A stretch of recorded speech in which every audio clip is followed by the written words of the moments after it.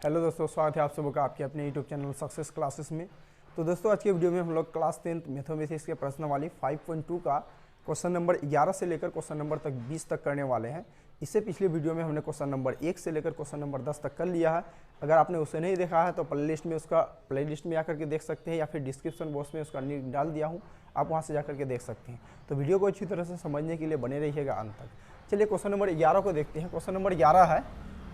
Question number 11 में एक AP दिया हुआ है जिसमें पहला पद 3, दूसरा पद 15, तीसरा पद 27, चौथा पद 39 का कौन सा पद उसके 54वें पद से 132 अधिक है। तो आइए इसका हल करते हैं हम लोग। सबसे पहले देखिए क्वेश्चन में एक एपी दिया हुआ है। एक एपी दिया हुआ हमें 3, 15, 27 और 39 का 3, 15, 27, 39 का कौन सा पद उसके 54वें पद से 132 अधिक है। देखिए इसमें क्या है, ए का मान 3 हो जाएगा, डी का मान कितना होगा, तो दूसरा वाला पद में से हमें क्या करना है, पहला वाला पद को माइनस करना है। यानी 15 में से 3 माइनस करेंगे, 15 में 3 माइनस कर देंगे 12 हो जाएगा। ठीक है, का कौन सा पद के बदले में हम लोग ए एन लिखेंगे। ठीक है, कौन सा पद के बदले में ए एन लिखें, उसके 54वें पद से 132 अधिक है। तो कौन सा पद के बदले में ए एन लिख दिए, उसके 54वें पद से 132 अधिक है। तो ए 54वें पद से 132 अधिक है, 54वें पद से अधिक है तो 54वें पद के साथ क्या करेंगे, 132 को जोड़ देंगे। इसको हल करेंगे, अपने आप आंसर आ जाएगा। चलिए देखिए ए एन का फॉर्मूला क्या होता है। ए एन का फॉर्मूला होता है A plus N minus 1 into D. ठीक है, चलिए बराबर की इस तरफ क्या है, ए 14 है, ए 14 को लिखेंगे ए प्लस 53d। अब देखिए यहाँ 53d कैसे आया, यहाँ तो n प्लस n माइनस 1 होना चाहिए। तो n का मान कितना है, 54 माइनस 1 इंटू डी करेंगे ना, तो 54 में 1 माइनस करेंगे क्या होगा, 53 इंटू डी, तो 53d डायरेक्ट लिख दिए। ठीक है, चलिए 132 है तो 132। अब इसको बैलेंस करेंगे। देखिए बराबर के इस तरफ ए है, बराबर के इस तरफ भी ए है, दोनों ए कैंसिल हो गया। अब यह रहा क्या गया, n माइनस 1 रहा, तो n minus 1 into D, D का मान हमें मालूम है 12, तो 12 लिखेंगे। बराबर के इस तरफ क्या है, 53d है, तो 53 को d से गुणा करेंगे, d का मान 12 प्लस 132। इसको हल करने पर क्या होगा कि ये n माइनस 1 है इंटू डी है, डी को रहने दो, n माइनस 1 इंटू डी, इसको ऐसे ही रहने देंगे। इस तरफ हल करेंगे, अगर हम 12 को 53 से गुणा करेंगे तो ये हो जाएगा 636। ठीक है, 12 या 36 का 6, हाथ में रहा 3, 12 पंचे 60 और 3 63। चलिए प्लस 132। अब उसके बाद देखिए यहाँ क्या है, n माइनस 1 इंटू 12 है, इसको रहने देंगे, इन दोनों को जोड़ देंगे, कितना होगा, 2 और 6 8 होगा, 3 3 6 होगा, 6 और 1 7 होगा। ठीक, अब आगे हमें क्या करना है कि ये जो 12 बराबर के इस तरफ है उसको भगा में लेके चल जाना है। तो n माइनस 1 इस तरफ रहेगा, n माइनस 1 बराबर के इस तरफ क्या है, 768 है, 768 रहेगा। अब देखिए 12 बराबर के इस तरफ क्या था, गुना में, बराबर के इस तरफ भेजेंगे क्या होगा, ये भागा में हो जाएगा। अब क्या बचा, n माइनस 1 बराबर, काटेंगे 12 से, ये पूरा का पूरा कट जाएगा, 12 6 72। ठीक है, और ये 12 चौक 48, यानी कि ये 64 बार में कट गया। तो n का मान कितना होगा, n के साथ माइनस 1 बराबर के इस तरफ था, उस तरफ जाकर के क्या होगा, 64 के साथ प्लस का 1 हो जाएगा, यानी कि n इज इक्वल टू क्या, 65। ये हो गया आंसर। ठीक, चलिए अगला क्वेश्चन को देखते हैं। क्वेश्चन नंबर 12 है, दो समांतर श्रेणियों का सार्वंतर समान है।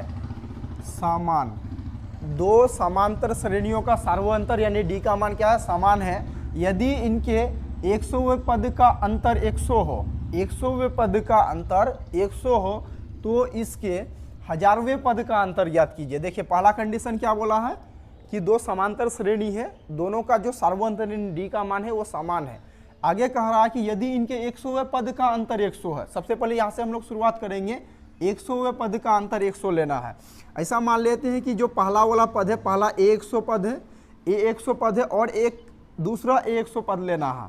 तो जो दो समांतर श्रेणी में जो पहला वाला समांतर श्रेणी है उसका 100वां पद हमने ए 100 लिया और जो दूसरा वाला समांतर श्रेणी है उसका 100वां पद हमने x 100 लिया, ठीक है, x 100 लिया। इन दोनों का क्या करना, अंतर, अंतर मतलब घटा, कितना होता है, 100 होता है। फिर से एक बार समझिएगा, क्वेश्चन क्या कर रहा है कि यदि इनके 100वें पद का अंतर 100 हो, दो समांतर श्रेणी है, दोनों का मान d का मान बराबर है, दोनों समांतर श्रेणी के 100वें पद का अंतर 100 होता है। तो मान लीजिए कि जो पहला वाला समांतर श्रेणी है उसका 100वां पद 100 है और जो दूसरा वाला समांतर श्रेणी है उसका 100वां पद x 100 है। अंतर बोला था तो घटा लिए, बराबर 100।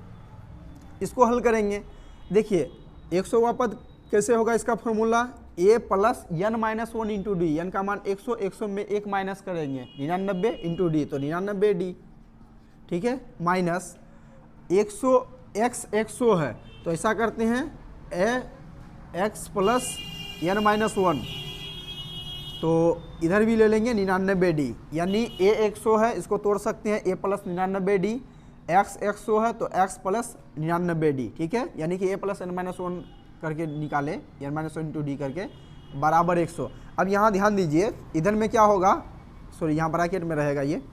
अब इसके बाद क्या करेंगे, इसको ब्रैकेट से बाहर निकालेंगे, ये क्या है, a प्लस 99d माइनस, ये प्लस में x है, ये माइनस में है, ब्रैकेट के बाहर निकलेगा तो क्या होगा, माइनस x होगा, ये प्लस है, ये माइनस है, क्या होगा, माइनस होगा 99d, बराबर के इस तरफ क्या होगा, 0 होगा।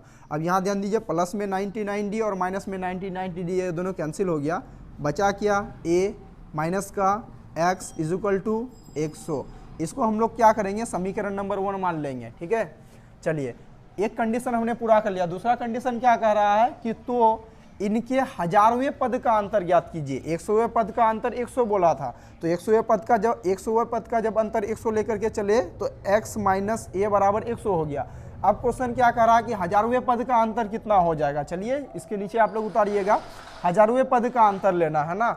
चलिए, तो पहला समांतर श्रेणी में 1000वें पद हम लोग 1000 a के साथ 1000 लेंगे, और जो दूसरा वाला समांतर श्रेणी है, दूसरा वाला समांतर श्रेणी का 1000वां पद x 1000 लेंगे, ठीक है।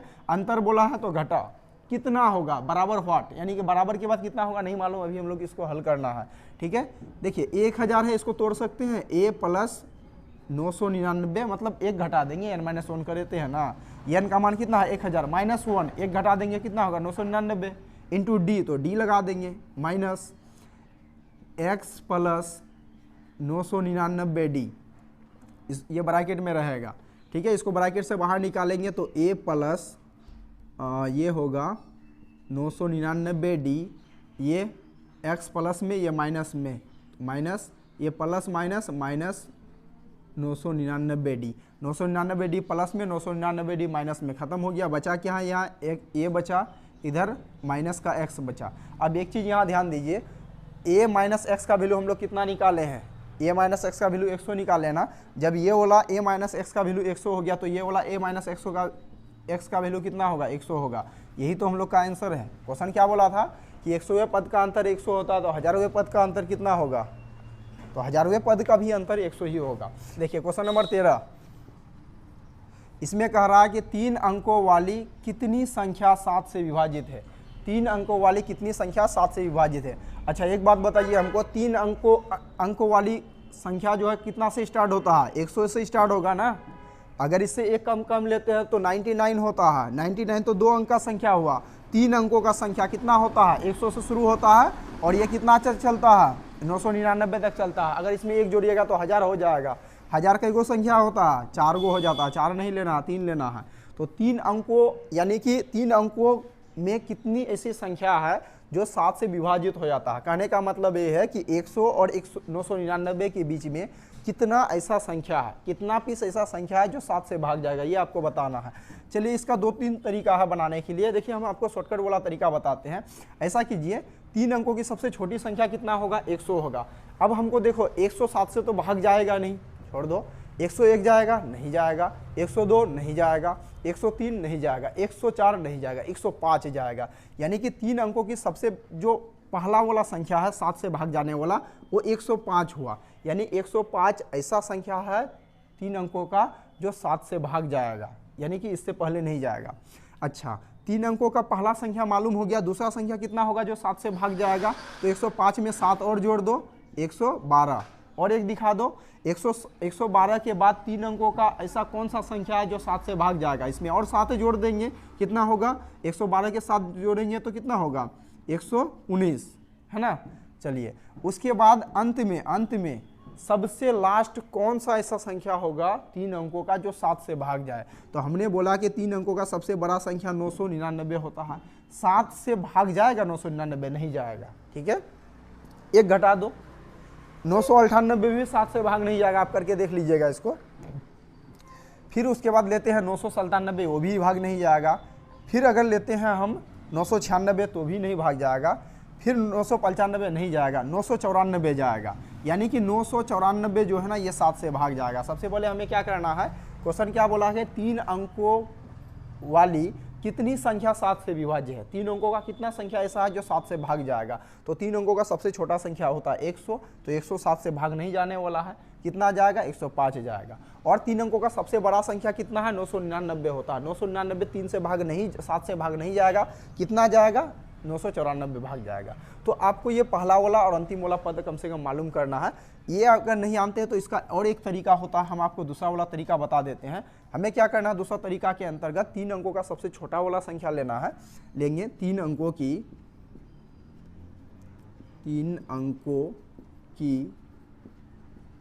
सबसे छोटी संख्या, 3 अंकों की सबसे छोटी संख्या कितना होगा 100 होगा। इसको हमें क्या करना है 7 से भाग देना है।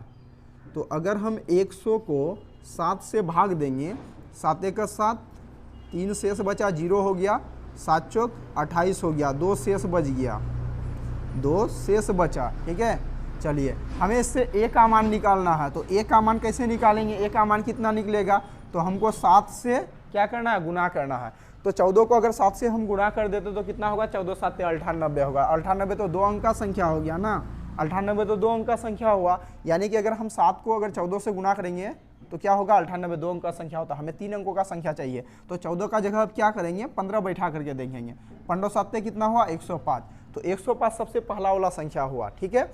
अब 3 अंकों की सबसे बड़ी संख्या लेना है, 3 अंकों की सबसे बड़ी संख्या, 3 अंकों की सबसे बड़ी संख्या कितना होगा, देखिए सिंपल सी बात है, 3 को 9 बोल दो ना, यानी कि 999, ठीक है। अब इसको हमें 7 से भाग दे करके देखना है, 7 से भाग देंगे 999 को, कितना बार में जाएगा, एक बार में, 2 29, 7 चौक 28 हो जाएगा, तो 1 9, ठीक। अब ये 7 दूना 14, 7 दूना 14, ये रहा 5 क्या बचा, इसमें 5 जो है ना शायद आप लोग को नहीं दिख रहा होगा, बोर्ड थोड़ा नीचे गया, 5 शेष बच जाता है, ठीक है। हमें इससे an चाहिए, तो an मतलब 3 अंकों की जो सबसे छोटी संख्या 100, इससे हम a का मान निकाले, सबसे पहला पद निकाले, और 3 अंकों की सबसे जो बड़ी संख्या है 999, इससे अंतिम वाला पद निकालेंगे। और अंतिम वाला पद को कैसे दिखाते हैं, an से। देखिए an का मान कैसे निकालेंगे, हमने सबसे बड़ा संख्या लिया 3 अंकों का 999, इसमें क्या करना है कि गुना नहीं करना है, इसमें जो शेष आपका 5 बच गया ना, तो 5 को माइनस कर दीजिए, तो 999 में जैसे 5 माइनस करेंगे तो कितना होगा 994 होगा, यानी कि हमको सबसे पहला पद मिल गया 105 और अंतिम वाला पद निकल गया 994। हमें क्या करना है कि 3 अंकों के बीच यानी कि 105 और 994 के बीच कितना संख्या है जो 7 से भाग जाएगा, ये निकालना है, ठीक है। तो ऐसा करते हैं कि एक एपी बना लेते हैं हम, इस तरह से मेरा एपी बन गया। एपी क्या बनेगा, तो सबसे पहला वाला पद हम लोग क्या निकाले 105 निकाले हैं, ठीक है। उसके बाद दूसरा वाला पद कितना हो जाएगा, तो 7 7 का अंतर, 7 से कटने वाला संख्या कितना होगा, इसमें 7 जोड़ दीजिए 112, तीसरा संख्या कितना होगा, इसमें 7 फिर से जोड़ देंगे 119, और जरूरत नहीं है। सबसे लास्ट वाला संख्या कितना है, सबसे लास्ट वाला संख्या कितना होगा 994, ठीक है 994, ठीक। अब इसमें क्या करो, a का मान तो मालूम है 105 हो गया, उसके बाद d का भी मान मालूम है, तो अंतर कितना का है 7 का अंतर है, 7 हो गया, और हमें an भी मालूम है, an बराबर कितना हो गया 994 हो गया। क्वेश्चन क्या बोला है कि 3 अंकों वाली कितनी संख्या, कितनी मतलब n का मान कितना होगा, कितनी संख्या 7 से भाग जाएगा, मतलब n का मान निकालिए, ठीक है। तो यानी कि हमें क्या करना है, n का मान निकालना, n का मान नहीं मालूम व्हाट। चलिए इसको हल करते हैं। तो जो समांतर श्रेणी है उसका फॉर्मूला क्या है, an बराबर A plus N minus one into D. इसी फॉर्मूला में मान बैठाएंगे, जो एन का मान निकल करके आएगा वही होगा हमारा आंसर। चलिए ए एन का मान कितना है 994 बराबर ए का मान 105 प्लस एन का मान नहीं मालूम तो एन माइनस वन रखेंगे इंटू डी का मान 7। इसको बैलेंस करेंगे 105 बराबर के इस तरफ आ जाएगा, तो ये 994 में से अगर हम 105 माइनस कर देंगे तो इधर क्या बचा एन माइनस वन इंटू 7 बचा। ठीक है, चलो 994 में 105 माइनस कर देने पर कितना बचा, 14 में 5 गया 9, यहाँ 8 में 0 गया 8, चलिए उसके बाद 9 में 1 गया 8।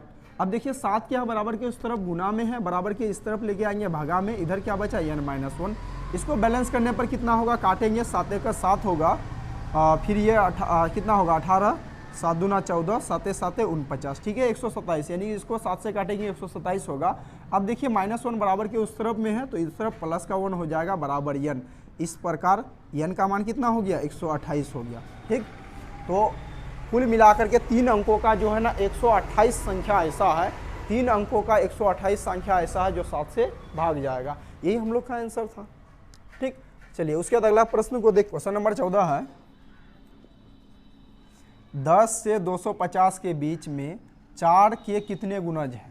10 से 250 के बीच में 4 के कितने गुणज हैं, यानी कि 4 से 10 और 250 के बीच में कितना ऐसा संख्या है जो 4 से भाग जाएगा। ठीक है, चलिए तो 4 से 10 और 250 के बीच में 4 से भाग जाने वाला संख्या क्या होगा, इसका हम लोग एक एपी बना लेते हैं।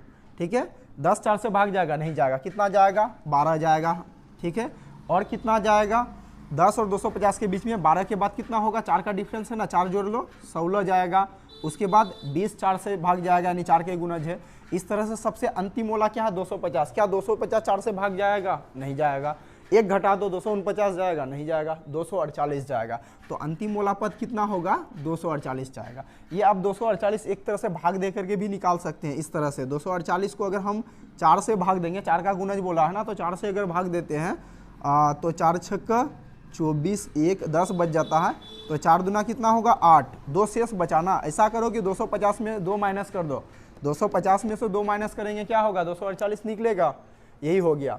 तो 4 का गुणज चाहिए 10 और 250 के बीच में, तो 10 तो 4 से नहीं कटेगा, 11 भी नहीं कटेगा, 12, तो सबसे पहला गुणज हो गया 12। इसमें 4 जोड़ दिए 16, 4 जोड़ दिए 20। अब इसी तरह से अंतिम कौन सा ऐसा संख्या है 250 तक 10 और 250 के बीच में जो 4 से भाग जाएगा, तो 250 तो नहीं जाएगा, एक और घटा करके देखिए 249 नहीं जाता, और एक घटा करके देखिए 248, तो 248 4 से भाग जाता है, तो अंतिम पद ये हो गया। अब इसमें देखो ए का मान है 12, उसके बाद डी का मान कितना है 4 4 का डिफरेंस है ना 4। उसके बाद जो अंतिम वाला पद रहता है ना उसको हम लोग ए एन द्वारा सूचित करते हैं, और ए एन का मान है 248। हमें निकालना क्या है कितने गुणज है, यानी कि n का मान निकालना है। n बराबर व्हाट, फॉर्मूला में मान बैठा देंगे an बराबर a plus n minus one into D. an का मान मालूम है ना 248, तो 248 बराबर a का मान 12 plus n minus one, n का मान नहीं मालूम, यानी n minus one into D का मान कितना है 4। इसको बैलेंस कर दीजिए, 12 देखिए बराबर के उस तरफ है ना, प्लस में है, इस तरफ लेके आ जाओ माइनस में हो जाएगा, तो 248 माइनस 12 बराबर n माइनस वन इंटू 4। देखिए 248 में से 12 माइनस करेंगे कितना होगा 236। अब देखिए 4 क्या है बराबर के उस तरफ क्या है गुना में है, उसको इस तरफ लेके आएंगे तो क्या होगा भगा में होगा, तो बराबर के इस तरफ क्या बचा n माइनस वन सिर्फ बचा। अब 236 को अगर हम 4 से भाग देंगे तो कितना होगा, 236 को अगर 4 से भाग दे, यहाँ आगे का काम इधर करते हैं, 236 को 4 से भाग देंगे, 4 5 ये कटेगा 20 और 36, 4 9 36। अब बराबर के उस तरफ माइनस का 1 है, अगर आप बराबर के इस तरफ लेके आएंगे तो प्लस का 1 होगा, इधर क्या बचा n बचा। अच्छा, इसको जोड़ने पर 60 हो गया, यानी कि 60 ऐसा संख्या है। ठीक है, 60 10 और 250 के बीच 60 ऐसा संख्या है जो 4 का गुणज है। यही हम लोग का आंसर हो गया ना, यही निकालना था कि 10 और 250 के बीच में कितना ऐसा संख्या है जो 4 का गुणज है, तो वो 60 गुणज है। ठीक, ये क्वेश्चन नंबर 14 हो गया। अब देखते हैं क्वेश्चन नंबर 15 को। देखो क्वेश्चन नंबर 15 में दिया है कि n के किस मान के लिए 2 समांतर श्रेणियां, क्वेश्चन नंबर 15 में दिया हुआ n के किस मान के लिए दो समांतर श्रेणियाँ, दो समांतर श्रेणियाँ क्या है, पहली समांतर श्रेणियाँ है 63 और ये आगे 65, 67, आगे इस तरह से ये पहली समांतर श्रेणी है। और एक समांतर श्रेणी दिया हुआ है 3, 10, 17, ठीक है। आगे इस तरह से और आगे बढ़ेगा। क्वेश्चन कह रहा है कि n के किस मान के लिए दो समांतर श्रेणी, n का किस मान के लिए ये वाला श्रेणी और ये वाला श्रेणी, दो श्रेणी के n वे पद बराबर होंगे। n के किस मान के लिए दोनों श्रेणी का n वा पद बराबर होगा। तो ऐसा करते हैं, ये जो पहला वाला श्रेणी है इसका a का मान कितना है, 63 है, ठीक है। और इसमें d का मान कितना होगा, दूसरा वाला पद में से क्या करेंगे, पहला वाला पद को माइनस करेंगे। तो 65 में से 63 माइनस करेंगे, 65 में से 63 माइनस करेंगे, 2 हो गया। चलिए इस वाला श्रेणी में देखो a का मान क्या है, पहला वाला पद को a बोलते हैं, 3 है। और इसमें d का मान क्या होगा, दूसरा वाला पद में से पहला वाला पद माइनस करेंगे, यानी कि 10 में 3 माइनस करेंगे, क्या होगा, 7 हो जाएगा, ठीक है। क्वेश्चन कह रहा है कि n के किस मान के लिए दोनों श्रेणी का n वा पद बराबर होगा।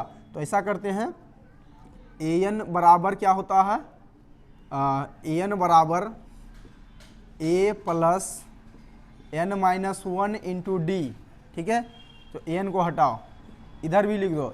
इस वाले पद के लिए, पहला वाला समांतर श्रेणी के लिए an का क्या फॉर्मूला होता है, a plus n minus 1 into D.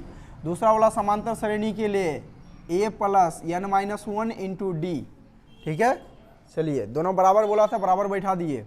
अब a का मान देखिए बराबर के इस तरफ a है, बराबर के इस तरफ a है, ये दोनों को हटा दो।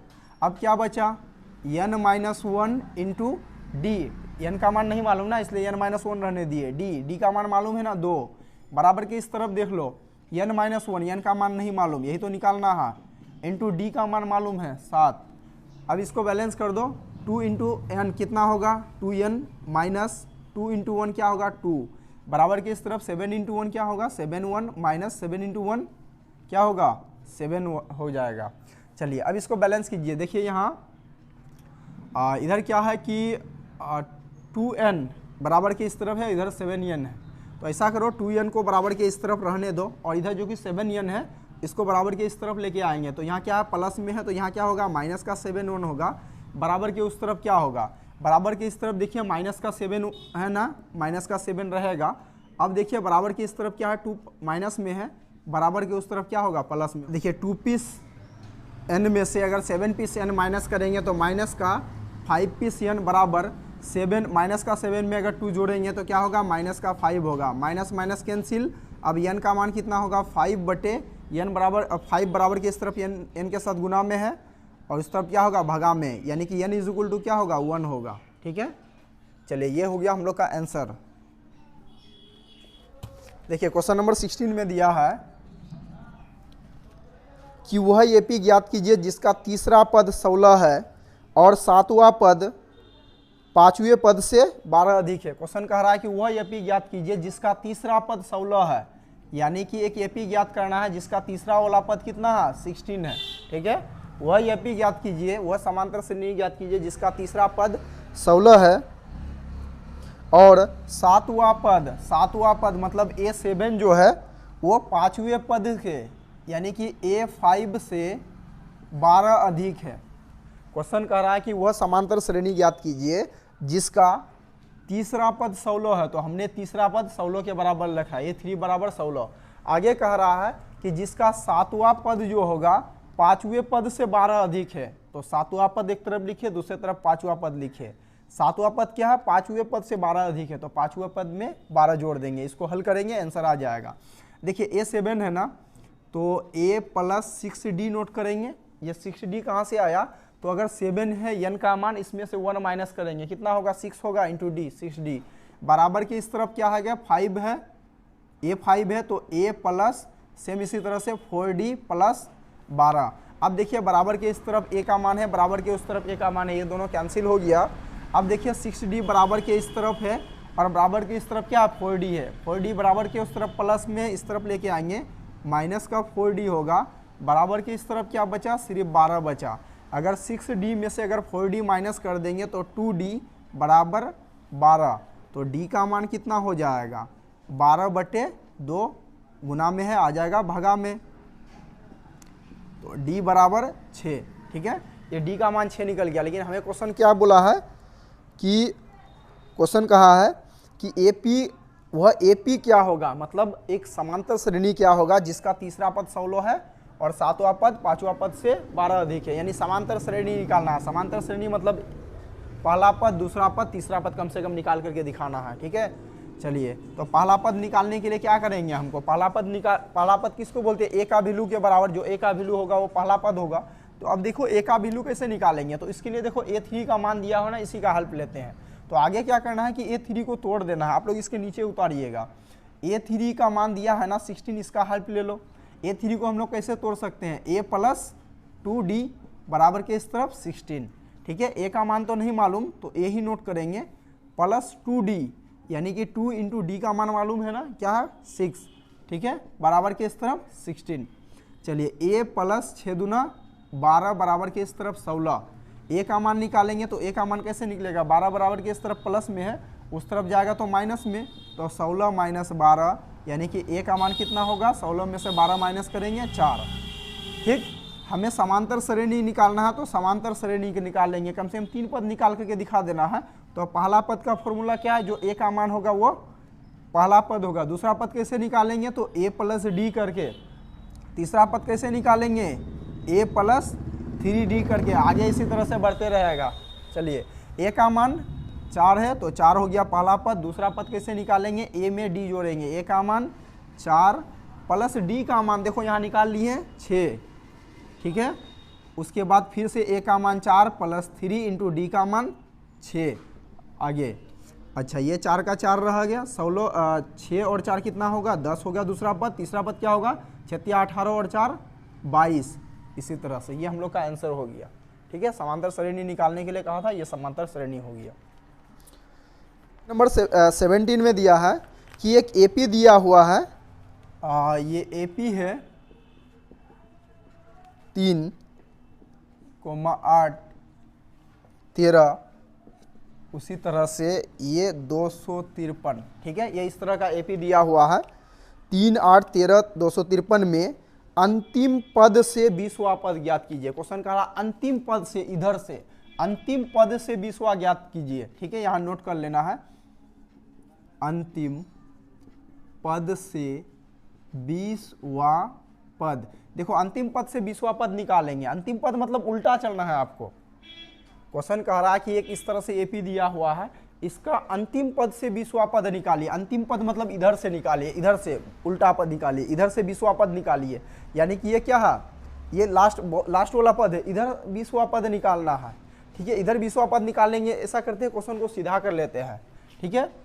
उसको पहले रख लेते हैं। अभी AP का कितना बनेगा, हम लोग का नया वाला AP कितना बनेगा, अंतिम पद को पहले रखना है 253। एक चीज़ आप ध्यान दीजिए, डिस्टेंस कितना का आपको दिख रहा है, 3 से 8, 5, 8 से 13, 5, यानी कि 5 बढ़ रहा। अगर हम सीधा चलते हैं तो 5 बढ़ता है, तो हमको उल्टा चलना है तो क्या करना होगा, 5 घटाते हुए आना होगा ना। तो 253 हो गया पहला पद। दूसरा पद क्या हो जाएगा, इसमें 5 घटा देंगे तो 248, फिर इसमें 5 घटा देंगे तो 200 कितना होगा 43। इसी तरह से सबसे लास्ट वाला पद क्या होगा, इधर से चलते हैं तो ये वाला लास्ट पद होता है, अगर इधर से चलेंगे तो लास्ट पद कितना होगा, 3 हो जाएगा, ठीक है। ये हो गया 3, ठीक। क्वेश्चन क्या बोला, 20वां पद निकालने के लिए तो निकाल लेंगे जी। A का मान कितना है 253 हो गया। अब D का मान कितना होगा, तो अंतर कितना का दिख रहा, दूसरा वाला पद क्या है 248 है। दूसरा वाला पद में से पहला वाला पद को माइनस कर देंगे, 253 बराबर कितना होगा, -5 हो गया। हमें क्या निकालना है, 20वां पद निकालना है, ठीक है। 20वां पद यानी कि A 20 बराबर फॉर्मूला क्या है, A + n-1 × D। इसी फॉर्मूला में मान बैठा दो। A 20 का मान नहीं मालूम, चलिए A का मान मालूम है ना 253 + n-1, n का मान कितना है, देखिए A के साथ n रहता है, n का जगह 20 लिखा हुआ है, इसका मतलब n का मान 20 है, -1 × D, D का मान क्या है -5 है। इसको हल कर लीजिए, 253 और ये रहा प्लस, देखो अगर हम 20 में 1 माइनस करेंगे कितना होगा, 19 गुना -5। चलिए ये 253 का 253 रहा। अब देखिए प्लस का 19 का अगर हम गुना करेंगे -5 से, तो माइनस इंटू प्लस क्या होगा माइनस होगा 19 गुना 5 कितना होगा 95 होगा। अगर 253 में 95 माइनस करेंगे, 13 में 5 गया 8, 4 14 में 9 गया 9 5 14 1, यानी कि आंसर हो गया 158। ठीक है, यानी कि अगर अंतिम पद से इधर से अगर 20वां पद इधर आएंगे ना, कितना होगा 158 हो जाएगा। क्वेश्चन नंबर 18 है, किसी एपी के चौथे और 8वें पदों का योग 24 है। इसको हम नोट कर लेते हैं। किसी एपी के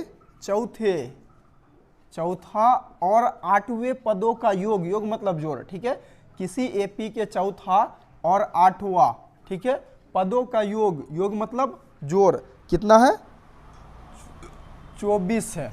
ठीक, ये कंडीशन नंबर 1 में दिया हुआ था, किसी एपी का चौथा और 8वां पदों का योग, योग मतलब जोड़ 24 है। आगे कह रहा है तथा छठे और 10वें पदों का योग 44 है। छठा और 10वां पद फिर से दिया, छठा और 10वां पद का योग 44 है।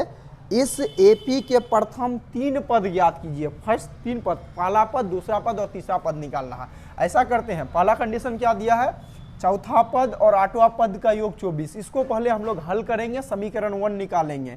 देखिए A4 को हम लोग लिख सकते हैं A + 3D। फिर से 3D कहाँ से आया, n का मान क्या है 4 है, 4 में 1 माइनस करेंगे कितना होगा 3 होगा, 3 × D। ठीक है, चलिए उसी तरह से 8 को तोड़ेंगे A + 7D बराबर के इस तरफ 24। अच्छा, एक पीस A और एक पीस A क्या हो गया 2 पीस A + 3D और 7D कितना होगा 10D बराबर के इस तरफ 24। ऐसा करो कि इसको 2 से भाग दे करके थोड़ा छोटा कर लेते हैं। 2 से भाग देंगे तो क्या बचेगा, सिर्फ A। 2 5 10, 10 को 2 से भाग देंगे 5D, 12 को 2 से भाग देंगे 24 को तो 12 आएगा। ये समीकरण नंबर 1। ठीक, दूसरा कंडीशन देखिए, दूसरा कंडीशन है, कहता है कि तथा छठे पद और 10वें पद का योग 44 है। छठा पद मतलब A6 योग, इसलिए जोड़ रहे हैं, छठा पद और 10वां पद का योग कितना है 44 है। चलिए इसको हल करते हैं।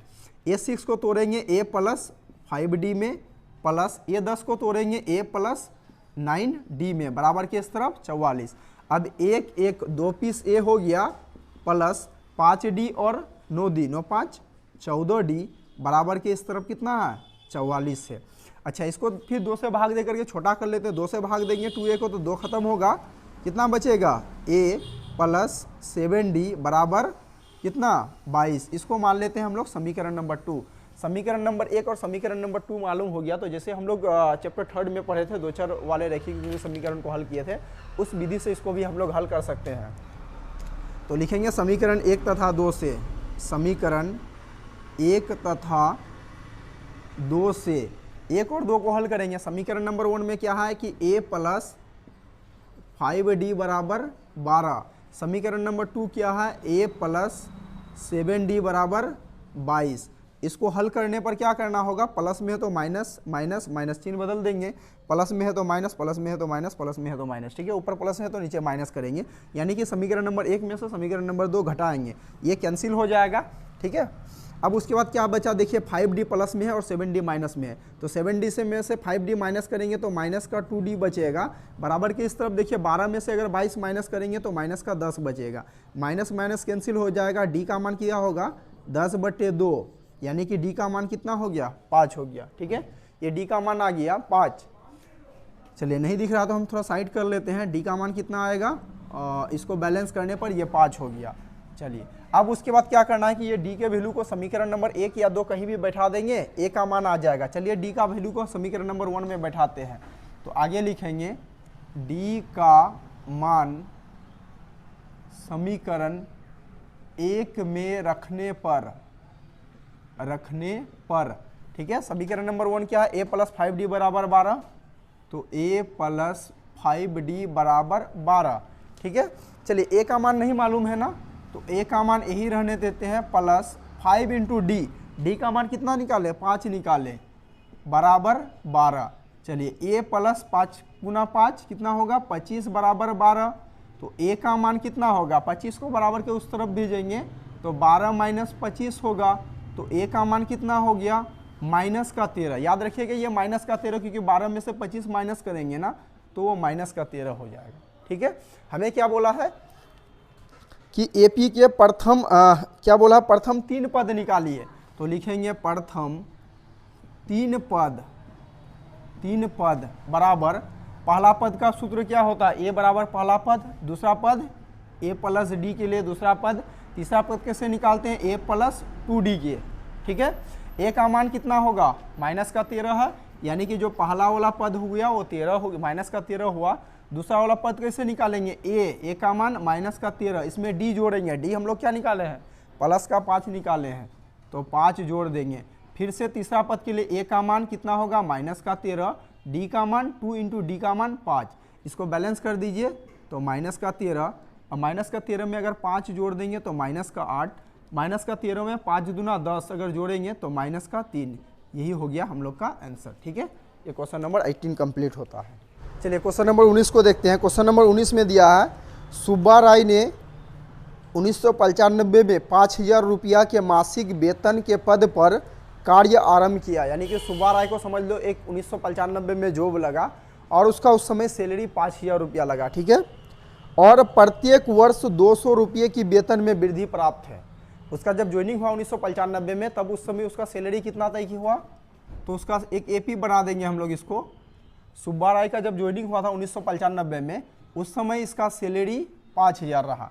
आगे सुब्बा राय से कहा कि आपका जो पर ईयर सैलरी होगा वो 200 रुपया करके इंक्रीज करेगा। तो अगला साल कितना सैलरी होगा, तो 5000 रुपया था पहले से सैलरी, अब फिर कितना होगा, फिर से 200 बढ़ जाएगा। यानी कि इसका सैलरी क्या होगा, दूसरा साल 5200 होगा, तीसरा साल फिर से 200 सैलरी बढ़ेगा, यानी कि 5200 था और 200 रुपया बढ़ जाएगा। इस तरह से क्या होगा, 5400 हो जाएगा। चलिए आगे कह रहा है कि किस वर्ष में उसका वेतन 7000 रुपया होगा। मतलब इसी तरह से बढ़ते बढ़ते कौन सा ऐसा साल आएगा, ठीक है, जब उसका वेतन कितना होगा, जब उसका वेतन 7000 रुपया होगा। ठीक, क्वेश्चन फिर से समझिएगा। क्वेश्चन कह रहा है कि सुब्बा राय ने 1995 में 5000 रुपया मासिक वेतन के पद पर कार्य प्रारंभ किया। सुब्बा राय का ज्वाइनिंग हुआ 1995 में और उस समय इसका सैलरी 5000 लगा, और प्रत्येक वर्ष 200 रुपया वेतन की वृद्धि प्राप्त है। और उनसे कहा गया कि आपका सैलरी जो है ना पर ईयर 200 रुपया करके इंक्रीज करेगा। किस वर्ष में उसका सैलरी 7000 रुपया होगा। मतलब 1995 में ज्वाइनिंग हुआ, उसका सैलरी 5000 लगा, पर ईयर 200 करके बढ़ेगा। तो कौन सा ऐसा साल आएगा जब उसका सैलरी कितना होगा, 7000 हो जाएगा। उसी को हम लोग नोट कर लिए, एपी बना लिए। जब ज्वाइनिंग हुआ था 5000, अगला साल 200 बढ़ गया तो 5200, फिर अगले साल 200 बढ़ गया तो 5400, फिर 5600, फिर 5800। उसके बाद इसी तरह से कौन सा ऐसा साल होगा जब उसका सैलरी 7000 होगा। ठीक है, आइए इसको हम लोग हल करते हैं। ए का मान पहला वाला पद कितना है, 5000, 5000 को ए मानना है। डी का मान कितना मानेंगे, कितना करके इंक्रीज हो रहा है, 200 करके, तो 200 डी। और लास्ट वाले पद को बोलते हैं हम लोग एन। एन का मान कितना है, 7000। ठीक है, चलिए अब उसके बाद फॉर्मूला होता है एन बराबर A plus N minus one into D. N का मान मालूम है ना 7000, तो 7000 रखेंगे, बराबर ए का मान कितना है 5000 प्लस एन का मान नहीं मालूम, ठीक है, इंटू 1 इंटू डी का मान मालूम है 200। चलिए अब 5000 को बराबर के इस तरफ लेके आएंगे तो क्या होगा, 7000 में से क्या होगा कि 5000 रुपया माइनस हो जाएगा, बराबर के इस तरफ क्या बचा, एन माइनस 1 इंटू 200 बचा। ठीक, अब 7000 में 5000 माइनस करेंगे, कितना होगा 2000। अब देखिए 200 क्या है, बराबर के उस तरफ गुना में है, बराबर के इस तरफ लेके आएंगे तो क्या होगा, भगा में होगा। अब एन माइनस 1 इधर बचा, एन माइनस 1। अब 2000 को अगर हम 200 से डिवाइड करेंगे तो ये क्या होगा, 10 होगा, और बराबर के उस तरफ माइनस का 1 है, प्लस इधर आ जाएगा प्लस का 1, इधर क्या बचा एन, यानी कि क्या हुआ, एन इज इक्वल टू कितना हुआ 11। देखिए अब क्वेश्चन क्या बोला था कि सुब्बा राय का 1995 में ज्वाइनिंग हुआ था, किस वर्ष उसका सैलरी जो है ना, कौन सा साल में उसका सैलरी कितना होगा, 7000 होगा। वैसे 11 साल बाद होगा, लेकिन उसका किस वर्ष होगा, तो 1995 में उसका ज्वाइनिंग हुआ था। ठीक है, उसका सैलरी 11 साल बाद क्या होगा, 7000 होगा। मतलब 1995 के 11 साल बाद, तो 1995 के 11 साल बाद, तो 11 इसमें जोड़ दो ना, कितना होता है, 2006 होता है। ठीक है, आगे लिखना है कि 2006 में, आप पूरा लिख दीजिएगा इसको, कि 2006 में सुब्बा राय का वेतन 7000 रुपया हो जाएगा। इतना करने के बाद आगे लिखिएगा 2006, इसके बाद आगे में सुब्बा राय का वेतन 7000 रुपया हो जाएगा, यही होगा आंसर। ठीक है, क्वेश्चन नंबर 20। रामकली ने किसी वर्ष के प्रथम सप्ताह में 50 रुपया की बचत की। देखिए रामकली नाम की एक बच्ची है, वो किसी भी सप्ताह में, कोई भी किसी वर्ष का सप्ताह में 50 रुपया बचत स्टार्टिंग किया, ठीक है। इसका हम लोग एक एपी बना लेंगे, ठीक है। किसी सप्ताह में पहला सप्ताह कितना किया, मतलब बचत, एक तरह से ये समझ लो कि रामकली नाम का एक बच्ची है, उन्होंने कुछ पैसा बचाना शुरू कर दिया और पहला साल जो है 50 रुपया बचा, तो हमने नोट कर लिया 50 रुपया, ठीक है। चलिए आगे है, और फिर अपनी साप्ताहिक बचत 17 रुपया 50 पैसा बढ़ाती है, मतलब स्टार्टिंग किया 50 रुपया जमा किया, उसके बाद हर एक सप्ताह क्या करती है, ये 17 रुपया 50 पैसा बढ़ाते जाती है, ठीक है। यदि यनवे सप्ताह में उसकी बचत 207 रुपया 50 पैसा हो जाता है तो यन का मान ज्ञात कीजिए, ठीक है। समझिएगा एक बार फिर से, एक रामकली नाम की लड़की है, उन्होंने कुछ पैसा सेविंग करना चालू कर दिया, पहला सप्ताह 50 रुपया बचाया, उसके बाद अगला सप्ताह क्या किया, फिर से 17 रुपया 50 पैसा इसमें और डाला, तो पहला सप्ताह उसका पैसा रहा 50 पैसा, दूसरा सप्ताह क्या किया 17 रुपया 50 पैसा फिर से और डालिए, फिर उसके बाद तीसरा सप्ताह पहले से कितना था 17 रुपया 50 पैसा, फिर से और अगले सप्ताह फिर से 17 रुपया 50 पैसा डालती है। तो कह रहा है कि किस वर्ष उसका जो बचत होगा टोटल मिला करके 207 रुपया 50 पैसा होगा, ठीक है। पहला सप्ताह कितना डाली वो 50 रुपया डाली, फिर से दूसरा सप्ताह 17 रुपया 50 पैसा और जमा किया इसमें, तो अब कितना पैसा हो गया, तो 67 रुपया 50 पैसा हो गया। फिर से तीसरा सप्ताह क्या किया, फिर से और 17 रुपया डाल दिया, यानी 67 रुपया 50 पैसा था और फिर से 17 रुपया 50 पैसा डाल दिया, तो ये हो गया 85 रुपया 50 पैसा, ठीक है। आगे कह रहा है कि कौन सा ऐसा सप्ताह, मतलब कितना सप्ताह बाद उसका जो जमा पैसा होगा वो 207 रुपया 50 पैसा हो जाएगा, ठीक है। इसका निकालना है, ठीक। चलिए यन का मान निकालना है, तो इसमें देखो ए का मान दिया हुआ है, जो पहला वाला पद होता है ए कहते हैं, उसके बाद डी, अंतर कितना का हो रहा 17 रुपया 50 पैसा का ना, तो ये हो गया 17 रुपया 50 पैसा, और लास्ट वाले पद को बोलते हैं हम लोग ए एन 207 रुपया 50 पैसा, और हमें निकालना क्या है, तो एन का मान निकालना है, एन बराबर 5, ठीक। एपी का फॉर्मूला होता है एन बराबर A plus N minus 1 into D.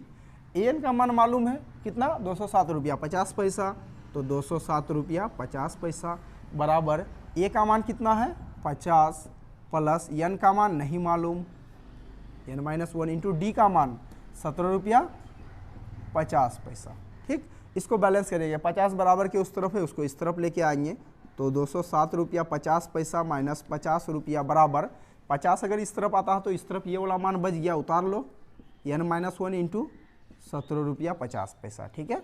अब 207 रुपया 50 पैसा में अगर 50 रुपया माइनस कर देंगे तो 157 रुपया ये 50 पैसा हो जाएगा, बराबर के इस तरफ देखियो, बराबर के इस तरफ क्या 17 रुपया 50 पैसा, बराबर के उस तरफ क्या गुना में है